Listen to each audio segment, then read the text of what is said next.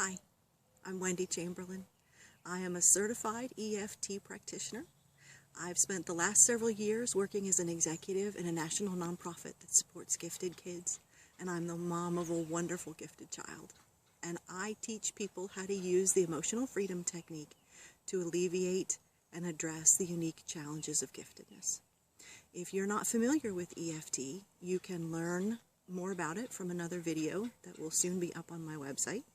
In the meantime, I will just tell you that it's sort of a cross between talk therapy, because we talk about what's going on, and acupressure, because we touch certain points on the head.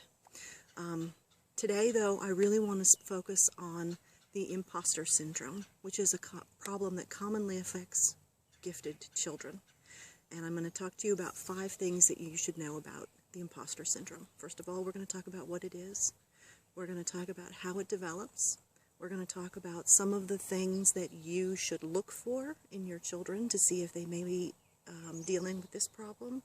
And then we're going to go into 2 things that you can do as a parent with your kids to try and help alleviate some of the problem. So first of all, what it is. The imposter syndrome is a feeling of being a fraud. It is a feeling that you are a fake. And it is accompanied by this terrible feeling that any minute now people are going to find out that you're a fraud. And they're going to reveal it to you, to the world, as this horrible liar. And there's a lot of pressure that goes along with having the need to maintain this image at all times. It's very common in gifted children. Some experts think it may be more common in gifted girls than in boys, but it's very common in gifted children, particularly ones who have been working at grade level with their age peers rather than their intellectual peers. And that seems counterintuitive to a lot of people. So how can something develop where you think that you're a fraud, a faker, and stupid if you are a fast learner and a bright kid? And so the way it develops is sort of a couple of different things sort of play into it. The first one is that children who are gifted often have questions in class. The lesson that is written for neurotypical kids doesn't quite answer all the questions they have, because their brains are making all these amazing connections. And they want to know, well, why does it happen? And what happens if it doesn't happen? And they keep wanting to ask and ask and ask. And sometimes teachers are okay with that. Sometimes teachers don't know the answers.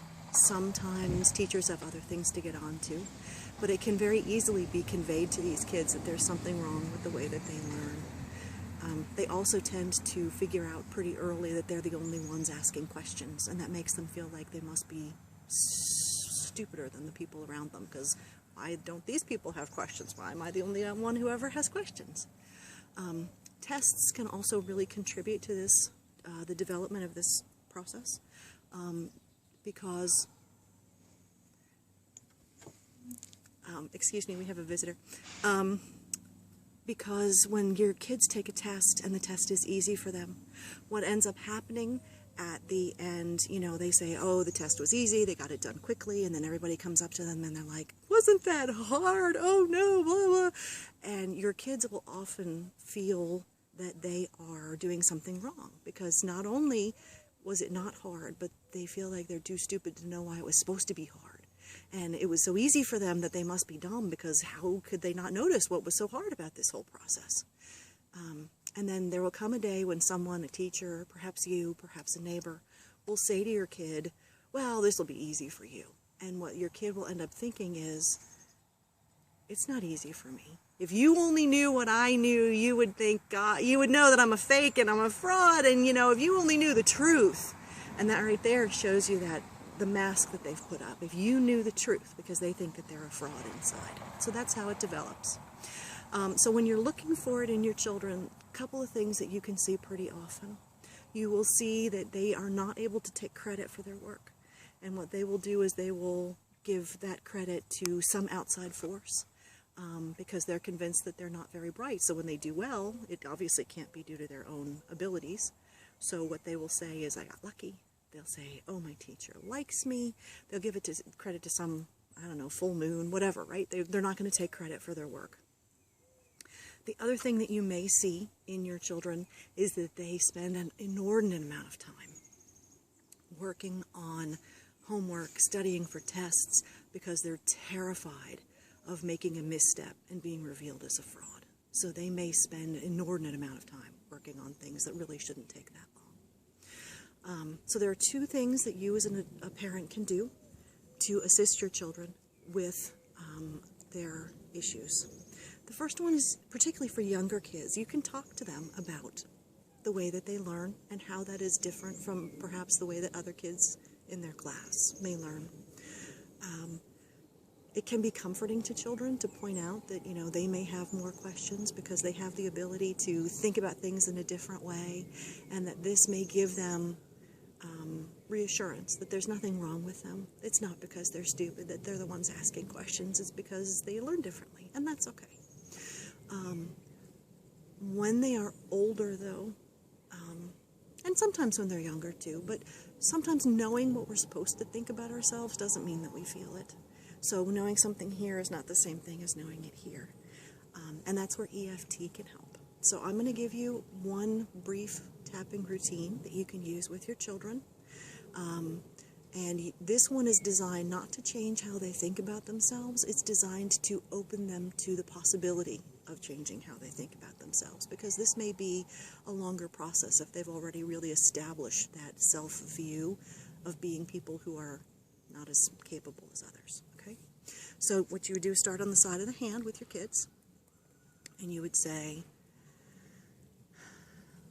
even though I'm not as smart as the kids in my class, I love and accept myself anyway. Even though I feel like I'm really stupid compared to the other people at school, I'm trying really hard to love and accept myself anyway. Even though I feel like a fraud, a fake, a liar,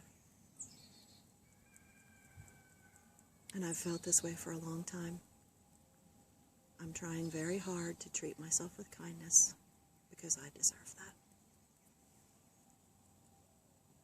I feel like a fake. I feel like I'm a fraud. I'm really scared that people are going to find out the truth about me. And I'm really tired because I've spent an awful lot of time hiding the real me. But that's what I have to do because I'm not as smart as the kids in my class. And here are my parents, and they're telling me that I'm smart. But I don't know how to believe them because I've believed other things for so long. But what if my parents are right? What if it's possible that the ways I've done well are due to my own abilities? I think that seems very unlikely. I don't think that that's possible. Could I really have been wrong about myself all these years? I'd like to think that I have some capabilities, but it doesn't seem very likely.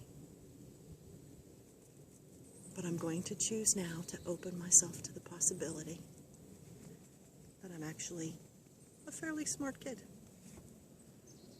I'm open to the possibility that I'm a really smart kid.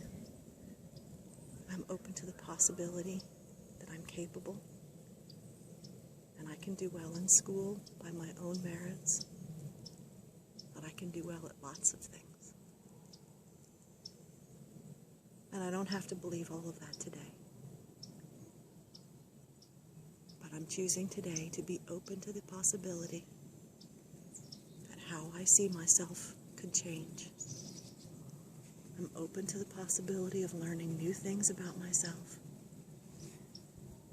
and to being able to see myself as the wonderful kid that I am. And then they take a deep breath, of course, at the end, in through the nose, hold it for a second, and then out through the mouth. And if you try that a couple of times, hopefully they'll be able to shift and be open to the possibility.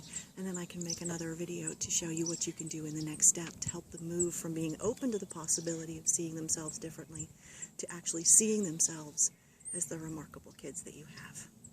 Thanks very much. Come back and see us again, and we'll talk to you again soon.